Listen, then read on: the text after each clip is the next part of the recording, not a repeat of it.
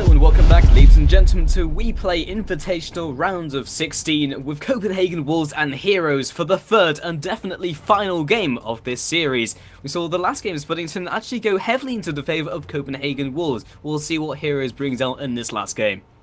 Yeah, I'm absolutely not willing to count Heroes out just because that first game was so close for so long.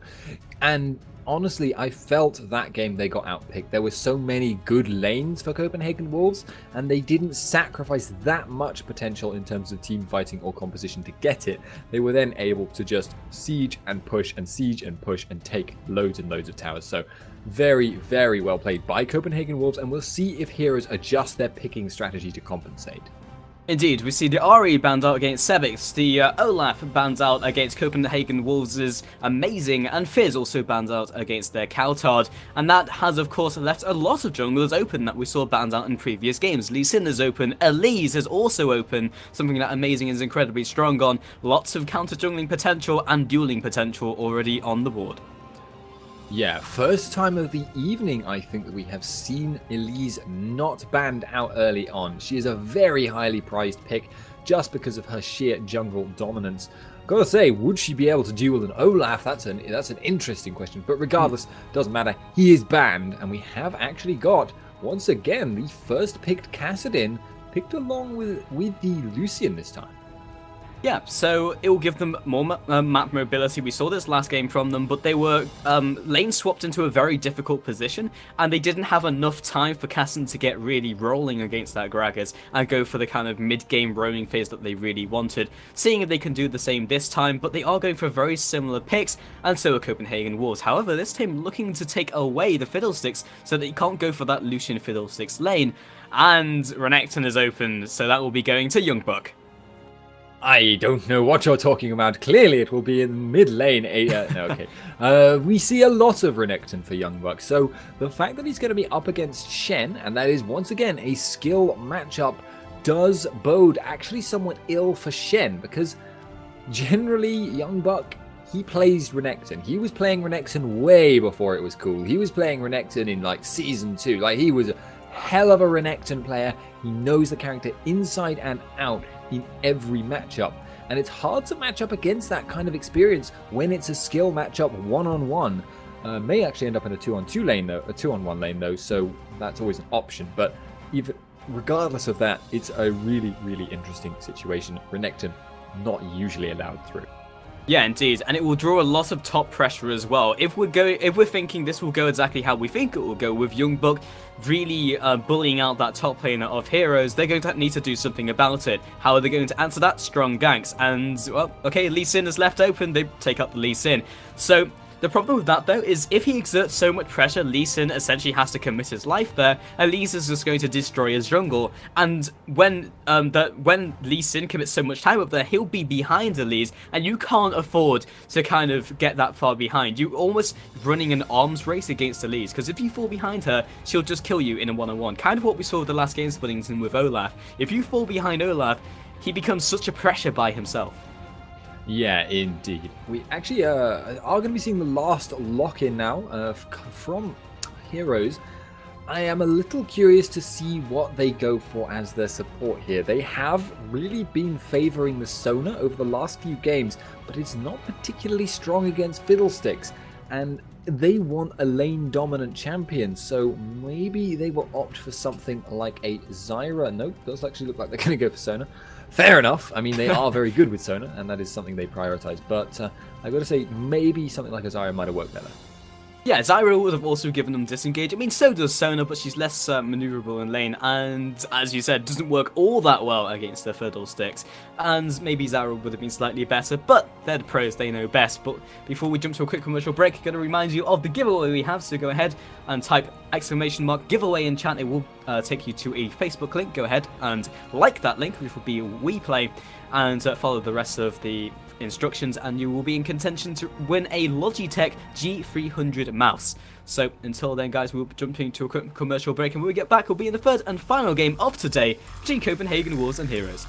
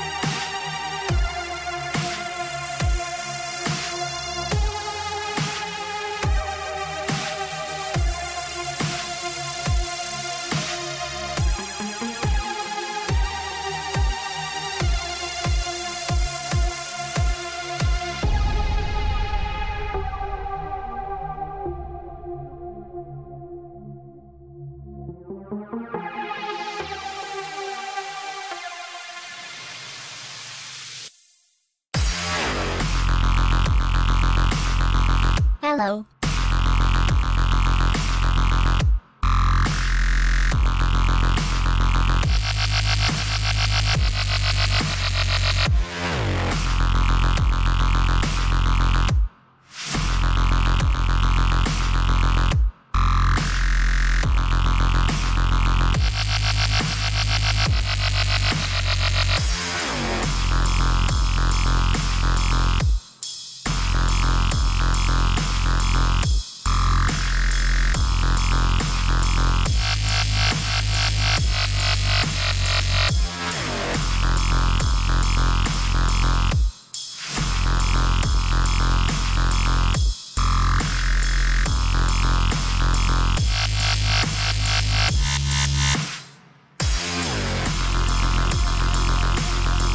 Hello.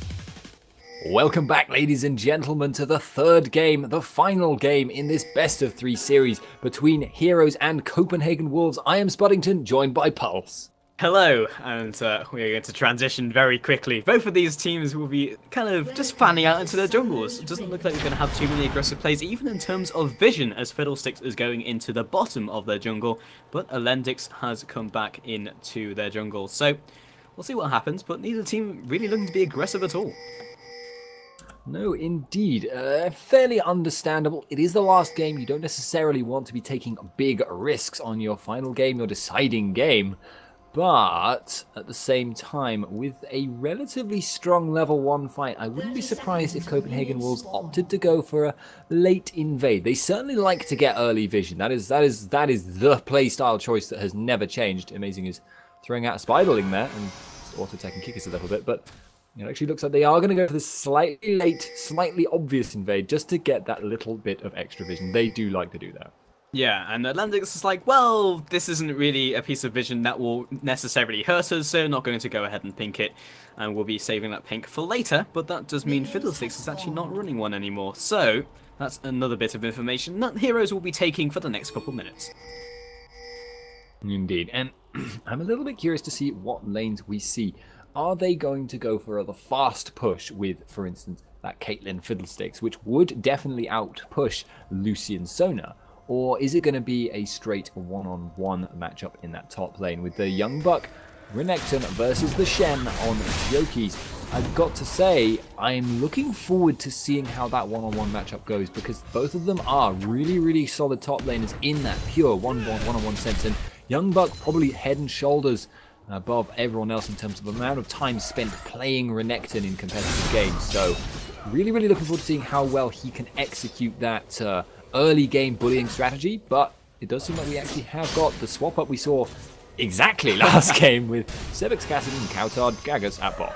Indeed, the deja vu moment. Let's see if Heroes can do something different in this game instead of just being slowly pushed back. But now that they have Renekton in the top lane, Jerkies isn't going to find it easy. Already hitting the level 2, getting that slight advantage means that he won't be able to trade off effectively. And now in the mid lane, they can probably push Woolite and Elendix back. Limited's going to make it very difficult for Sona to get that harassment down, and at the same time Caitlyn could just sit behind Fiddlesticks and start poking away at Lucian. So unless they get their straight up trades at say level 6, it's going to be pretty rough, but they do have the aggressive ganking jungler of Lee Sin. Yeah, I'm a little bit curious actually at the moment where Lee Sin is going to look to focus, because right now, remember last game, the lane actually pushed the other way from this. Sebix was kept kind of frozen roughly in the middle, with Coutard kind of pulling him back towards his tower, and that then segged into a lovely little gank. But this time it looks like it's going to be an aggressive, almost diving style of gank onto Sebix. Maybe just going to wait for this creep wave to push out and then look to get aggressive. But Sebix has to be very, very careful. He's low on health, or rather on mana, and running a little bit on the health front. Coutard trying to get the poke on him. Yeah, both of these jungles committing a lot of time. Kickers turns the corner, lands a Q onto a limited. Fear comes down immediately, but he will still be following after. Tempest Griffle comes in. Woolite still very far behind his allies. Now we look towards bot lane, and Amazing did pop out of the brush and will be just pushing him back. Lee Sin's going to have to react to this because Sebix can get nowhere near his tower. And that's actually really, really surprising. Maybe it's just me, but because of that large creep wave, actually Kikis could be walking into Amazing there. He didn't check it with a Q, but he did spot or Amazing will have spotted that Q. But Sebix is losing really, really hard here. Coutard's trying to find the setup. Yep, and he also engages. Now Elise comes in from the side. Kick is not in good shape. Jumps back to his turret. First blood picked up by Coutard, and also changes escape into his aggressive stance. And Sebix still stuck at his turret, and we could just see them rinse and repeat. Now, no jungler on the board to even stop them. Yeah, indeed. They have lost a lot of health and a lot of mana for it, but they both will regenerate it by pushing this out. And Sebix has to be super, super careful. He's got that flash, but if he gets stopped, this could be bad. Yeah, he stands Coutard. It's only a matter of time. Two big buffed up champions. Repel comes up, cancels the aggro from the turret, and another pick goes to Copenhagen Wolves. And this could become a big, gaping wound in Team Heroes at this stage. This is a really, really bad early game for them because Sebix has fallen far further behind than he did last game, and he's not going to be able to catch up nearly as easily either. This means essentially Copenhagen Wolves have started that snowball almost like we saw last game, much, much faster than they did, and that could only really get bad. The saving grace really is that right now Shen's doing okay in the top lane, and their mid lane duo lane is actually is behind on CS, even though they're pushing them back on health. Indeed, and the worst thing is, how are you going to catch up in your lane? You're only going to be your jungler. Your jungler just dies and is significantly behind. Level 4 doesn't no longer possess any of his buffs. I mean, neither does Elise, but Coutard is in fact double buff. So it's very difficult to indeed do so. Very clever like Copenhagen Wolves though. They recognized the fact that they could go behind the turret, and even if Lee Sin reacted 2 versus 2, they win that trade. But meanwhile, yep, bottom tower falls, and there's very little Sebix can do about it. Caitlyn dropping up very low. Lee Sin Q comes out, forces the flash from the limited, and they will have to go ahead and back off.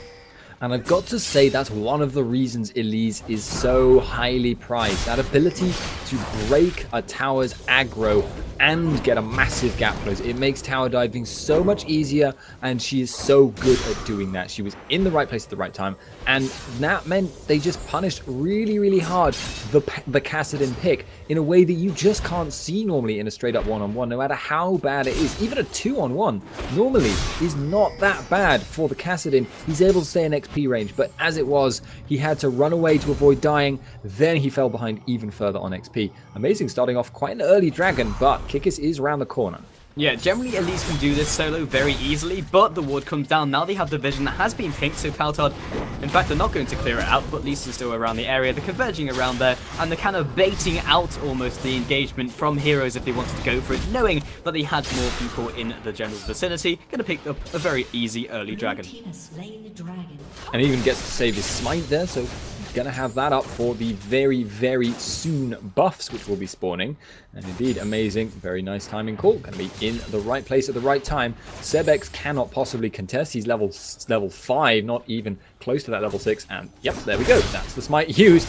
And that's Kikis finding that there is an empty space where a buff may once have been. Yeah, he's falling so far behind. He's not level 6 compared to Amazing, he's level 6, almost level 7. And it was all based off of that initial kill at the bot lane. And it's only really going to get worse. At least now ahead of Lee Sin can just walk into his jungle whenever she likes.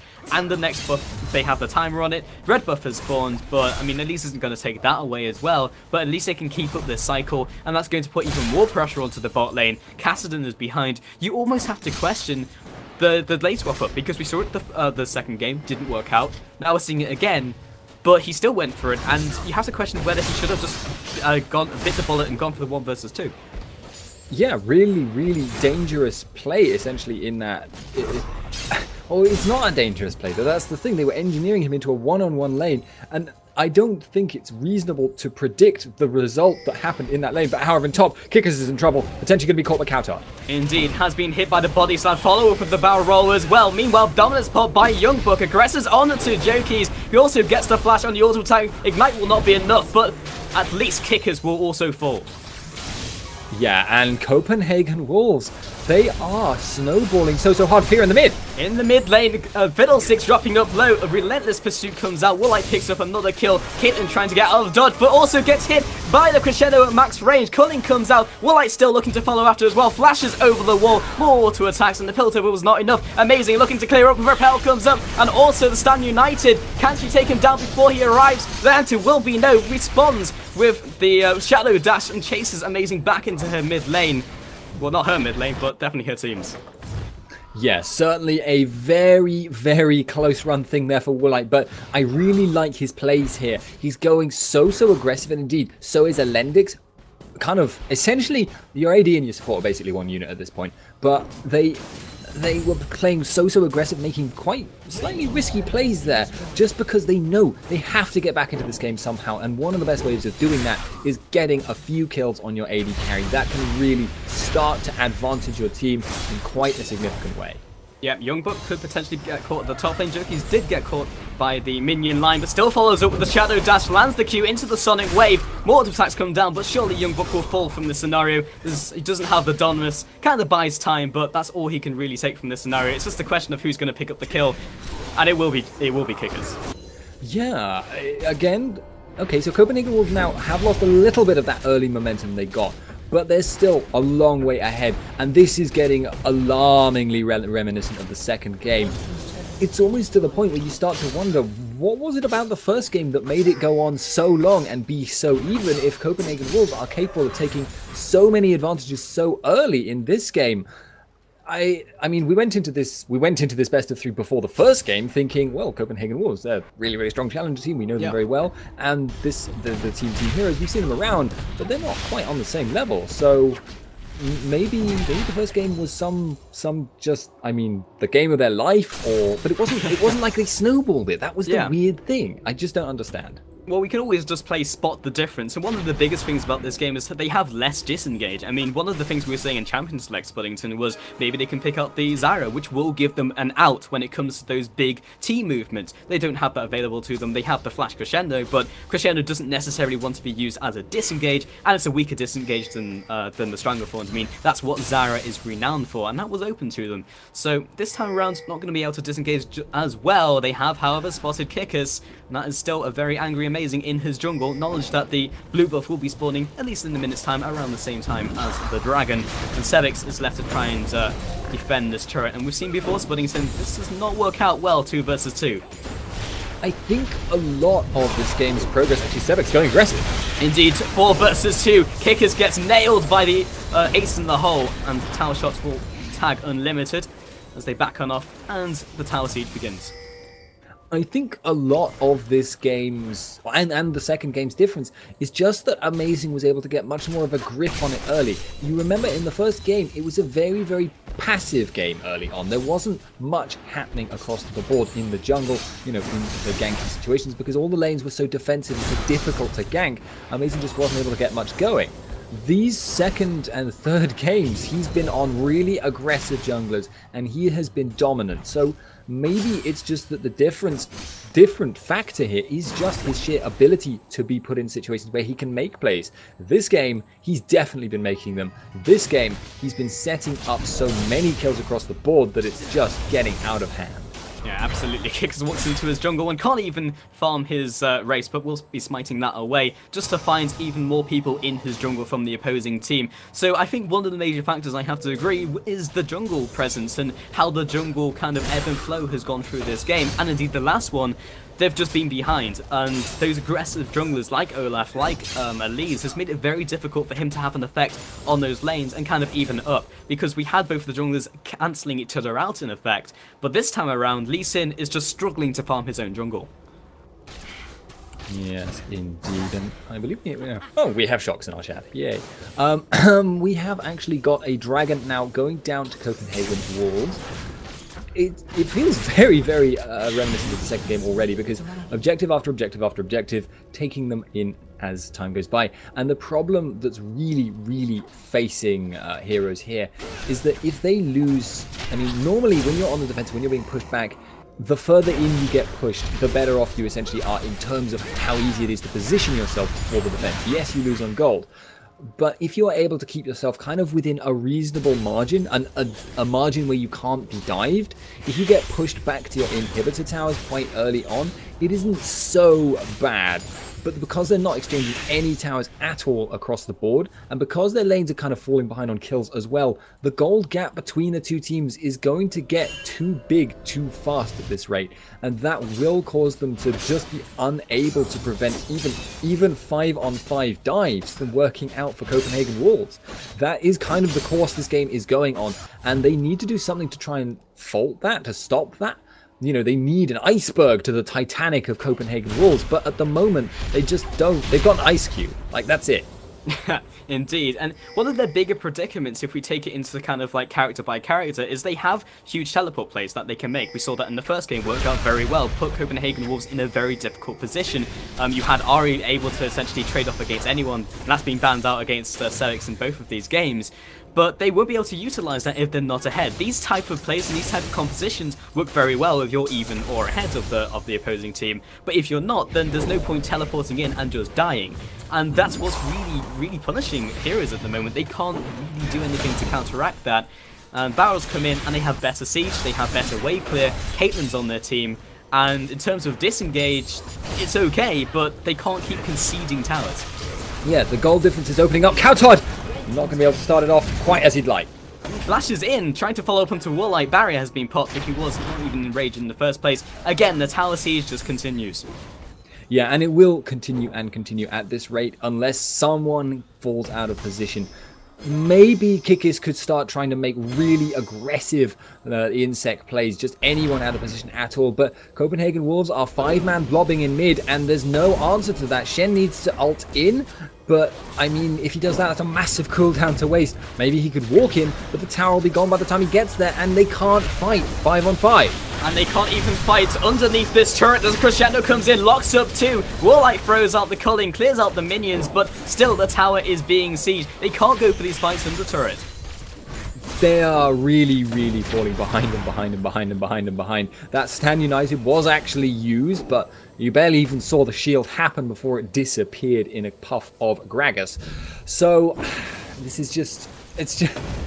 It's just hideous to watch because it was such a fun and interesting game. First game, Jokey's in trouble. Yep, explosive pass knocks him back. Shadow Dash brings him back into position. Warlight drops incredibly low. Youngbuck goes aggressive, diving deep into their base. Meanwhile, they siege this turret down. And Lendix comes back into the action. Does not, however, possess the ultimate of Crescendo. Yeah, there is no way for them to do anything right now. Copenhagen Wolves have dived a little bit deep there, and they did take a little more damage, used a little more mana than they would like. But, you know, they're just going to go back and spend all that sweet, sweet tower gold that they've been earning. And then they'll be back on full health, and they'll be back on full mana. Youngbuck is actually going to be finishing off that wave up top. Now would be the time for Heroes to make some kind of proactive play, to take a tower or to put down wards or something but the problem is they just have so few options available to them. They can't go for that top tower, they can't push it fast enough, they don't have enough wave clear. Kassadin can't roam around quick enough, and they're just going to be forced into this situation where they're once again on the defensive, waiting for Copenhagen Wolves to make the first move, and the first move they make is probably going to be tower pushing. Yeah, and they have no answer to that. Honestly, their only play right now is to ward up their own jungle, make sure that if Copenhagen Wolves make a very aggressive play onto Baron, it's 17 minutes in, they probably won't. But if they do, maybe they can react to it. But there's, as you said, there's so little available to them in terms of options. And now Sevik looking to get caught in the bot lane. He has silenced out Kaltov, but they still continue the chase. Lands the body slam, but misses the explosive cat. And that should signify Sevik's getting away from this one.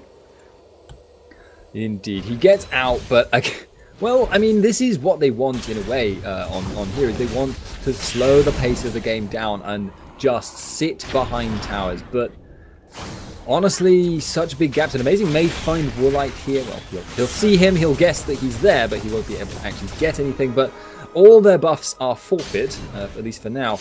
And it seems to me like, oh yeah, but you villains stealing away that their golem. But it feels to me like they're just waiting for Caitlyn to get in position, to get established, and to start pushing their towers again. Indeed, and Youngbook versus Shen is also going to become problematic. I mean, Youngbook has only basically just sat in the top lane, and yes, he's had that inherent advantage. He has outplayed Jokies to an extent where he's out-farming them, but just the fact that he's been in the top lane and his team has been doing well, he's been able to get the tower gold. Ace in the hole comes across, Alendix gets stun locked, along with the crescendo as a defensive play, along with the Dragon's Rage, and they're not able to use these ultimates offensively. Kaltard picks up the kill with barrel roll. He's really, really good at picking off supports just when they think they're safe. He's been doing it all day today.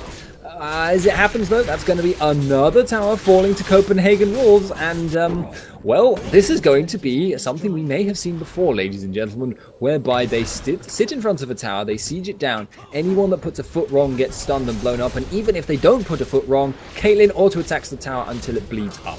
Yeah, this is the time, though, where we have to see something proactive come out from Heroes. If they lose the inhibitor turret, they can't have any chance of coming back into the game, and right there we just saw Lee Sin go too deep. Yep, he met his end there, which is a rather unfortunate fact. They can't quite burst down Jokies, I think, although, wow, maybe they can! There is way too much defense coming in from the team of Copenhagen Wolves. They have too much seeding potential. They pick up another kill onto Sevix, and it's just a matter of time as they push in the next inhibitor, or the first inhibitor of this game, and an arrow has been created by the wards coming in from the Olympics. Is that an arrow? That doesn't look like an arrow to me. That looks more like they need one more ward on the top side. What's the base? If they had one more ward, kind of like towards the right hand side. I'm sorry, that's not an arrow. That's just a box. It's interpretive ward with two wards sticking out. Maybe. Okay, well I think we can take that as being an unofficial surrender vote at that point. Yeah, GG, well played, and 20 minutes was passed. Yeah, the actual surrender vote has now come in, and we see players leaving the game. So, it's kind of a weird follow-up to the first game, Spuddington. It was an hour slugfest in which it was super tense, and then we had two games in which Heroes just kind of didn't do very much. Yeah, they just kind of fell apart, honestly. I have to say the second game was largely due to their picks, and maybe it was just that Copenhagen Wolves have unlocked the true secrets to shutting down Kassadin, which, you know, solo queue players hate him, etc., because they just don't have... I mean, he just wasn't able to do anything, really, in either game. So very unfortunate there for Heroes. But Copenhagen Wolves, they are a very, very dominant team, and we have known them for a long time to be incredibly good at what they do. I would say, though, ladies and gentlemen, we will have some reruns coming up after this, and we do still have a giveaway pulse.